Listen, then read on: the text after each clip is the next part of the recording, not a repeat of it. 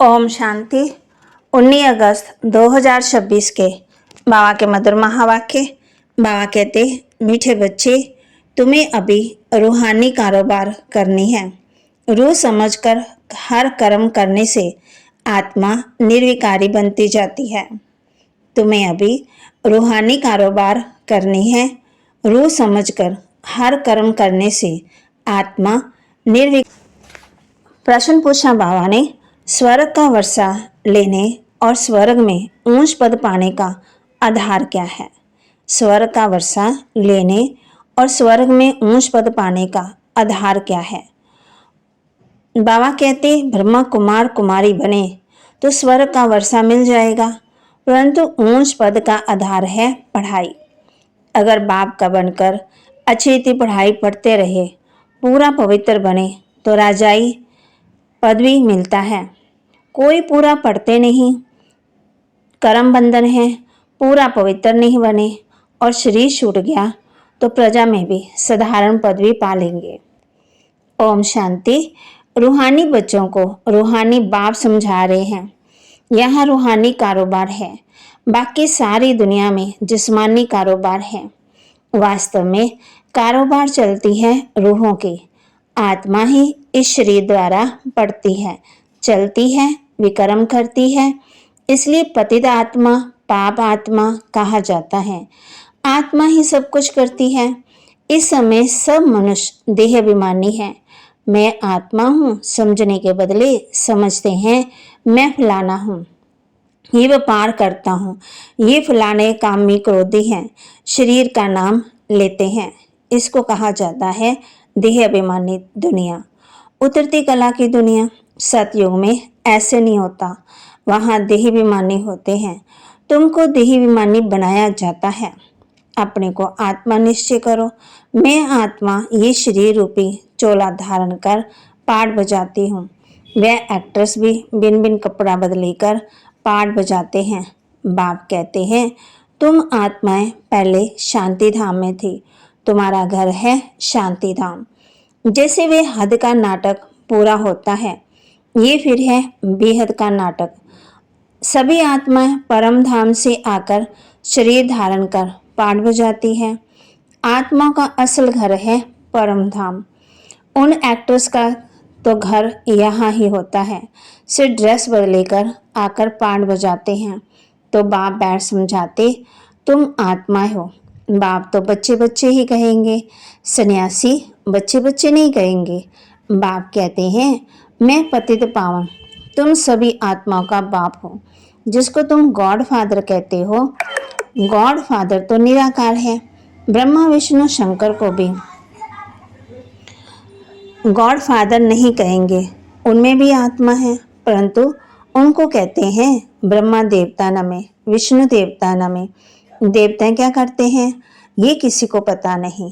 बाप ही आकर समझाते हैं, तुम कैसे ड्रामा प्लान अनुसार पाठ बजाते हो।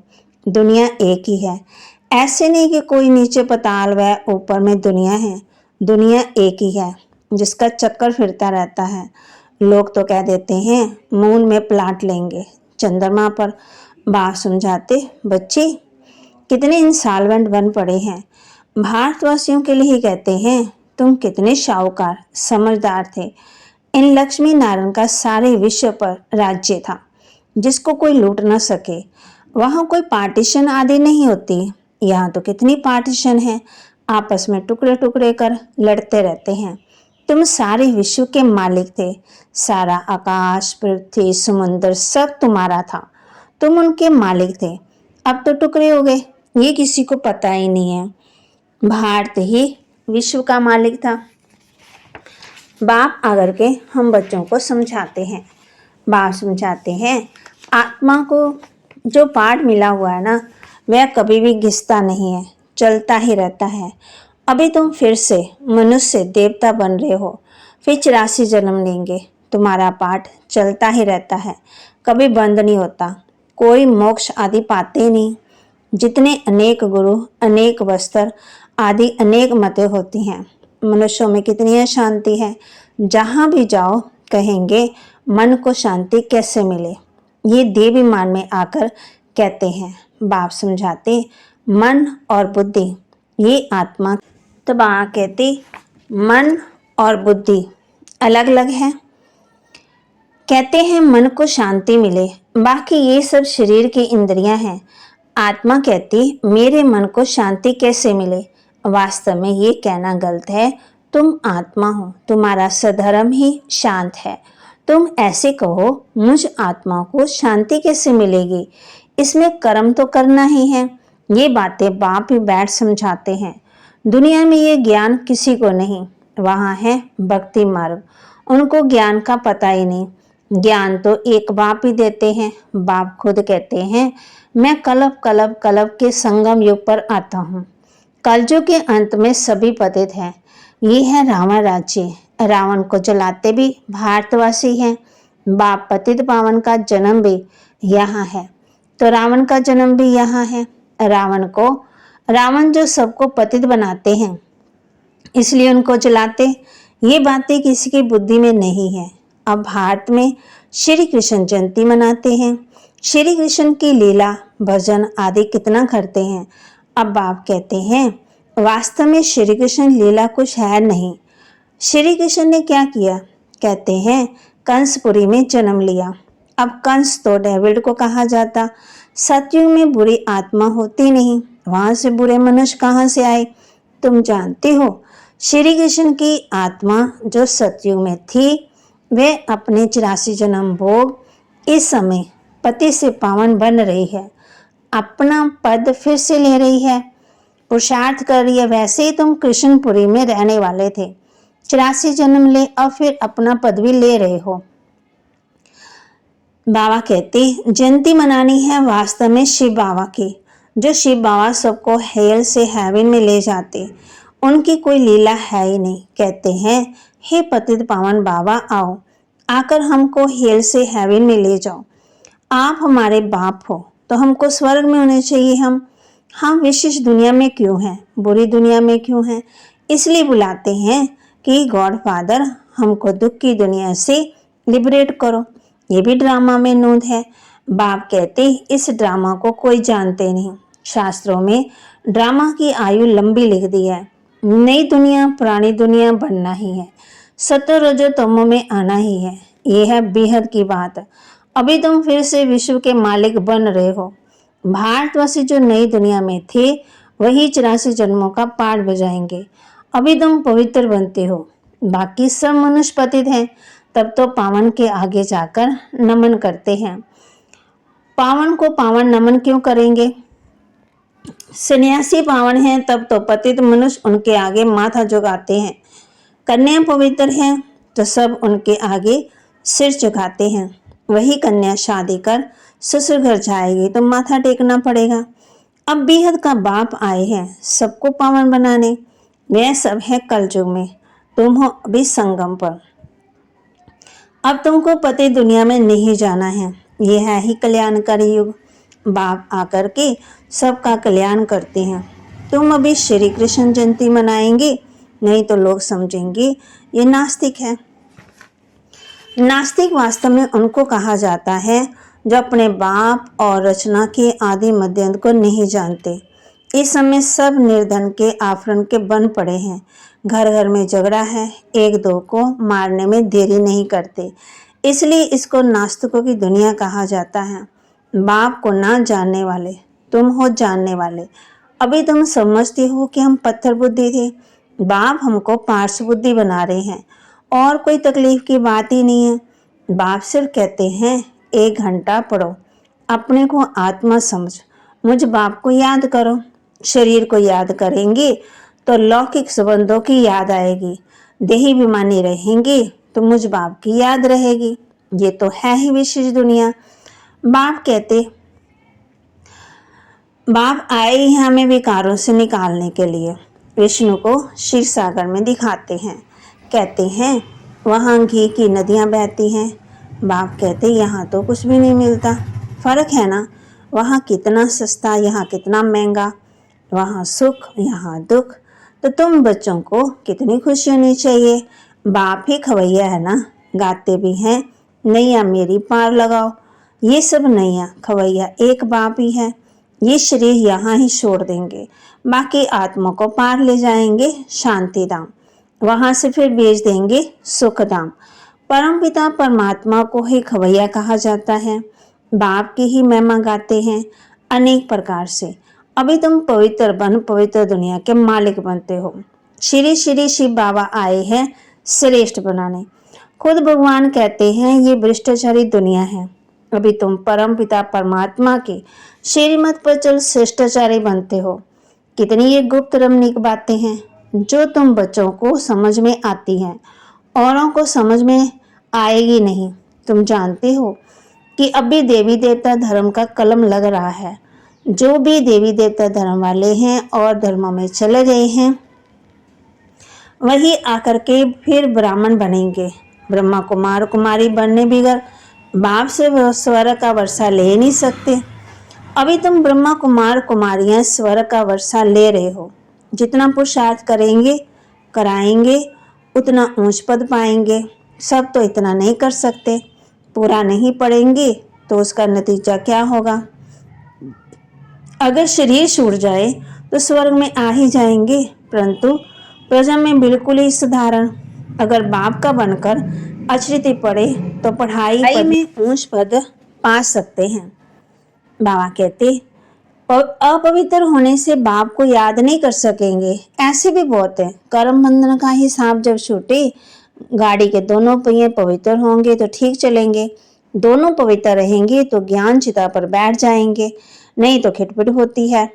कई बच्चे कहते हैं कि बाबा हम तो जानते हैं श्री कृष्ण सत्यों का पहला प्रिंस है, तो क्यों नहीं हम कुछ मनाए। अच्छा, हम श्री कृष्ण की आत्मा को बुला भी सकते हैं, आकर खेलपान भी करेगी, रास करेगी तो क्या करेगी। गोपियां तो यहाँ ही होते हैं, वहां तो प्रिंस प्रिंसेस आपस में मिलते हैं तो रास करते, सोने की मुरली बजाते।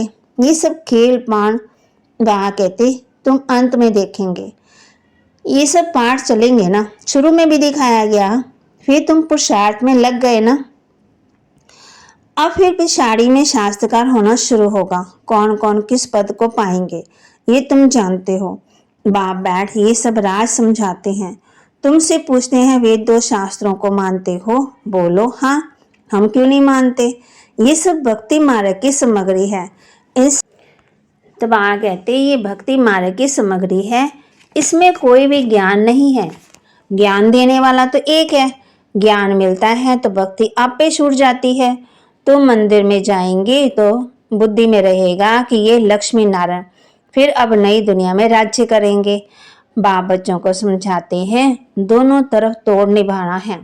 गृहस्थवार में रहते पवित्र बनना है। श्रीमत कहती है पूरी पवित्र बनो, पूरा वैष्णव बनो और विष्णुपुरी का राज्य लो।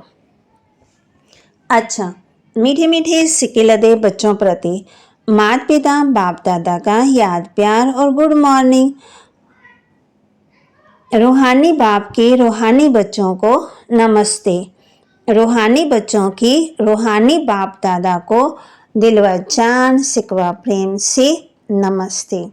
धारणा के लिए मुख्य सार, योग द्वारा कर्म बंधन का हिसाब चुक्त होकर पावन बनना है।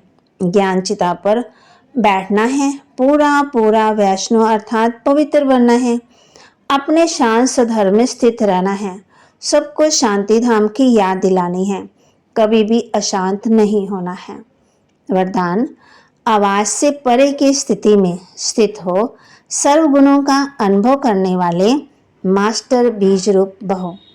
आवाज से परे की स्थिति में स्थित हो, सर्व गुणों का अनुभव करने वाले मास्टर बीज रूप भव। जैसे बीज में सारा वृक्ष समाया हुआ होता है, वैसे ही आवाज से परे की स्थिति में संगम युग में सर्वशीष गुण अनुभव में आते हैं। मास्टर बीज रूप बनना अर्थात सिर्फ शांति नहीं, लेकिन शांति के साथ ज्ञान, अतीन्द्रिय सुख, प्रेम, आनंद, शक्ति आदि आदि सर्व मुख्य गुणों का अनुभव करना। ये अनुभव सिर्फ स्वयं को नहीं होता, लेकिन अन्य आत्मा भी उनके चेहरे से सर्वगुणों का अनुभव करती है। एक गुण में सर्वगुण समाये हुए रहते हैं। स्लोगन, अच्छाई धारण करो लेकिन अच्छाई में प्रभावित नहीं हो जाओ। अच्छाई धारण करो लेकिन अच्छाई में प्रभावित नहीं हो जाओ। अव्यक्त इशारे, अपवित्रता के बीज को समाप्त कर संपूर्ण स्वच्छ पवित्र बनो। पवित्रता आप ब्राह्मण आत्माओं का अनादि आदि संस्कार है। इस नेचुरल संस्कार में स्वप्न व संकल्प में भी अपवित्रता ना हो। संकल्प आए और विजय बनो, इनसे भी ऊपर नेचुरल संस्कार बना लो तो इस सब्जेक्ट में पुरुषार्थ करने की आवश्यकता नहीं रहेगी। और आज हम बच्चों को कहा है योग द्वारा कर्म बंधन का हिसाब किताब चुक्त होकर पावन बनना है। ज्ञान चिता पर बैठना है, पूरा पूरा वैष्णव अर्थात पवित्र बनना है। अपने शांत स्वधर्म में स्थित रहना है। सबको शांति धाम की याद दिलानी है, कभी भी अशांत नहीं होना है। फिर बाबा ने हम बच्चों को कहा आवाज से परे रहने की स्थिति में स्थित हो, सर्व गुणों का अनुभव करने वाले मास्टर बीज रूप हो। बाबा ने हम बच्चों को ये भी कहा है कि अच्छाई धारण करो लेकिन अच्छाई में प्रभावित नहीं हो जाओ। पवित्रता आप ब्राह्मण आत्मा का अनादि आदि संस्कार है। इस नेचुरल संस्कार में स्वप्न व संकल्प में भी अपवित्रता ना हो। संकल्प आए और विजयी बनो, उनसे भी ऊपर नेचुरल संस्कार बना लो तो इस सब्जेक्ट में पुरुषार्थ करने की आवश्यकता नहीं रहेगी। बाबा ने हम बच्चों को ये भी कहा है कि दोनों तरफ तोड़ निभाना है। जैसे बाबा ने पिछली मुरली में कहा था, तोड़ना भी है, जोड़ना भी है और मोड़ना भी है। गृहस्थ भाव में रहते पवित्र भी बनना है। श्रीमत कहती है पूरे पवित्र बनो, पूरा वैष्णव बनो और विष्णुपुरी का राज्य लो। माँ कहते ये भी है कि बुद्धि में रहेगा ना कि ये लक्ष्मी नारायण फिर अब नई दुनिया में राज्य करेंगे। कहीं भी आप जाएंगे तो ध्यान रहेगा, मंदिर में जाएंगे, कहीं भी जाएंगे तो ज्ञान देने वाला तो एक बाप ही है।